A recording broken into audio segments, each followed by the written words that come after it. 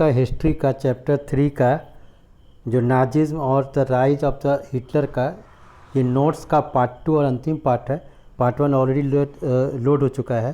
तो अपलोड होने के बाद यहाँ पर हम लोग कल चर्चा कर रहे थे इससे पहले पार्ट में कि किस तरीके से, जैसे यहाँ पर आपको बताए थे कि जो राइज ऑफ हिटलर है, कैसे हिटलर जो अपना जो फर्स्ट वर्ल्ड वार हुआ था उसका बदला लेना चाहता था, और इसके चलते जब उसको लगा कि जो वहाँ के प्रेसिडेंट हैं उसको उतना पावर नहीं दे रहे हैं, या वहाँ के जो कम्युनिस्ट हैं लोकल हैं वो पावर नहीं दे रहे हैं, तो उन्होंने जो 3 मार्च 1933 को एक इनेबलिंग एक्ट जो था पास किया, जिसके चलते क्या हो गया कि ये इसको डिक्टेटरशिप डिक्लेयर कर दिएगा। किसको? जर्मनी को, जो कि डिक्टेटर हो गया जो एडोल्फ हिटलर।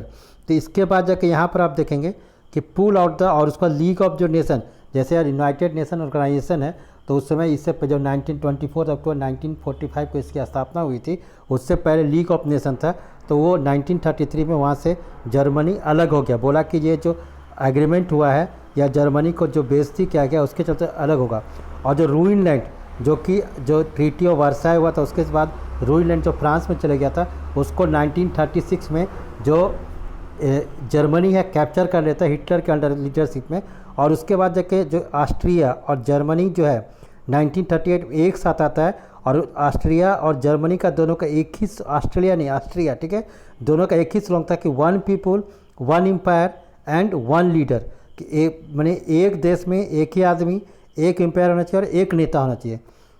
हिटलर का ये भी मानना था कि आप आगे जाके देखेंगे कि जो अगर आदमी को बेटर अगर लिविंग स्टैंडर्ड चाहिए, हाईस्ट लिविंग स्टैंडर्ड चाहिए, जिसका जीवन स्तर ऊपर हो, तो ज़मीन ज़्यादा होना चाहिए, तो ज़मीन को कैप्चर करना होगा। और उसी नीति से ही वो ऑस्ट्रिया के साथ मिलकर आगे किया, और इसके चलते सितंबर 1939 में पोलैंड को वो कब्जा कर लिया। और यही जो पोलैंड को कब्जा करना 1939 को, ये रास्ता दे दिया सेकंड वर्ल्ड वार का। अब सेकंड वर्ल्ड वार जब हो गया तो इन सितंबर जो 1940 को उसने ट्री पार्टी एक्ट किया। अभी तक तो जर्मनी जो था ऑस्ट्रिया के साथ मिलकर किया था, तो अब जर्मनी, इटली और जापान तीनों मिलकर एक साथ जो है आ गया सामने। और ये किसके अगेंस्ट आ गया? ये अगेंस्ट आ गया जो एलाइड पावर था, खासकर ब्रिटेन और फ्रांस था जो लास्ट, उसके बाद यूएसएसआर जो सोवियत यूनियन था वो आया, और बाद में अमेरिका घुस गया। तो उसके अगेंस्ट में इन्होंने एक्सिस पावर ख़त्म किया, एक्सिस पावर बढ़ गया जो पहले सेंट्रल पावर था। तो उसके बाद एक आप देख रहे हैं कि ये एक्सिस पावर हो गया, एलाइड पावर हो गया।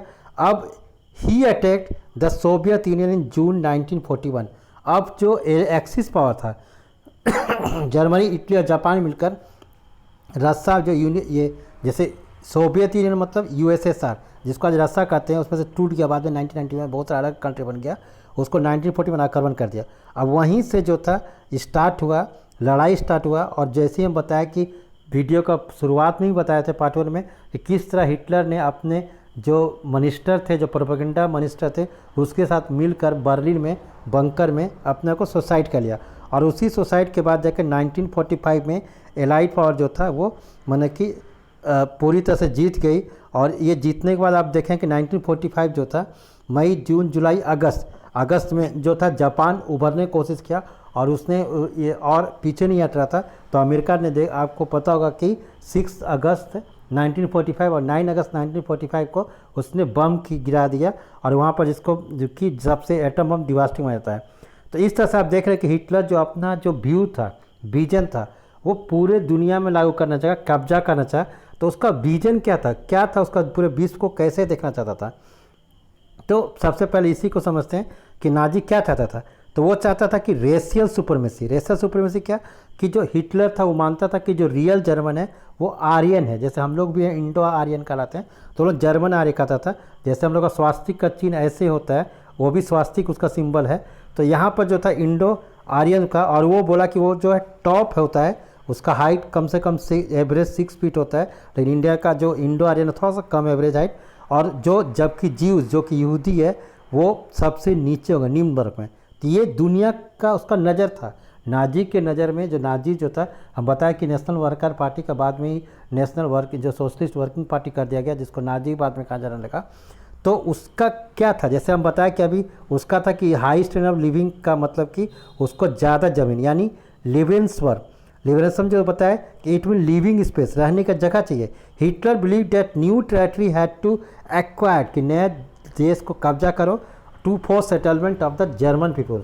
और उसी तरह से नाजी जो था वो भी विश्वास करता स्ट्रॉन्ग लीडरशिप में, कि हिटलर के बाद जो हिटलर था वो था कि हिटलर जो था उसको इसलिए टाइटल दिया गया था फुरूर का, फुरूर मतलब कि लीडर, स्लोगन जो ये जर्मन भाषा में फुरूर जो था स्लोगन था, कि स्लोगन क्या था कि अडॉल्फ हिटलर इज जर्मनी, और जर्मनी जो अडॉल्फ हिटलर, ये कॉमन वाला स्लोगन था।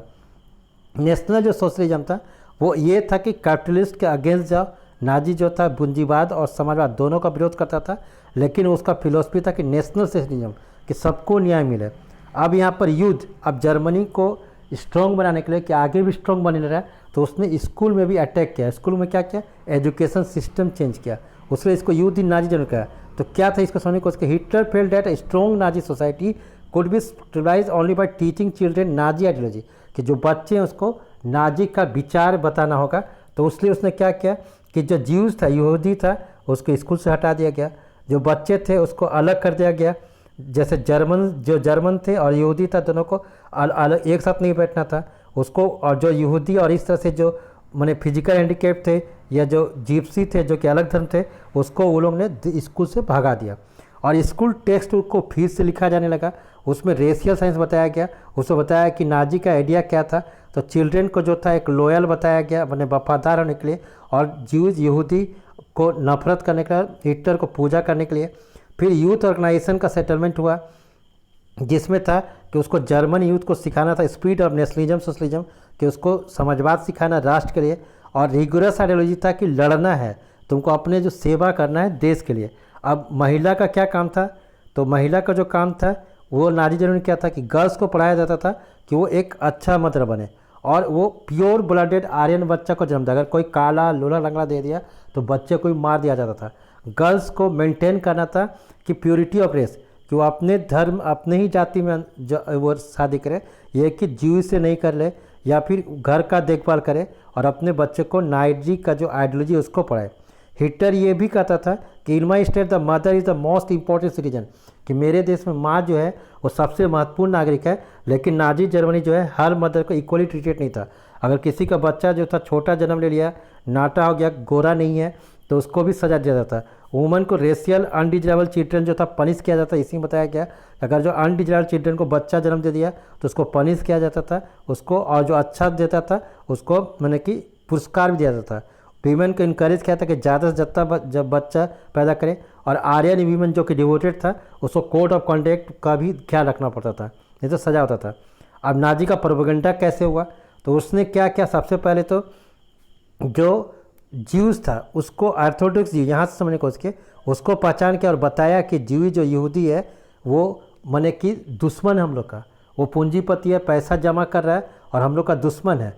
इसलिए उसने उसको एक स्पेशल ट्रीटमेंट किया, उसको कहा कि फाइनल सॉल्यूशन, एक कोड बनाया। फाइनल सॉल्यूशन मतलब कि ज्यू को मार देना। फिर इथोनेसिया माने कि जो डिसेबल्ड है, लूला लंगड़ा, उसको मार देना। फिर उसको एबिगेशन था कि गैस चैम्बर में डाल दो ताकि घुट उठ के मर जाए। फिर मीडिया को केयरफुल देना था कि जो मीडिया था जो छापना था उसको माने कि पूरा नाजी के बारे में लिखना था। फिर नाजी का आइडिया के बारे में एक फिल्म बनाया जाता था, रेडियो में या पोस्टर में सारा कुछ नाजी के ही बारे में होता था। और प्रोपेगेंडा फिल्म को जो बनाया जाता था, वो जो फिल्म होता था उसमें यहूदी को नफरत किया जाता था। तो इस तरह से ये वीडियो फिनिश होती है। Thank you.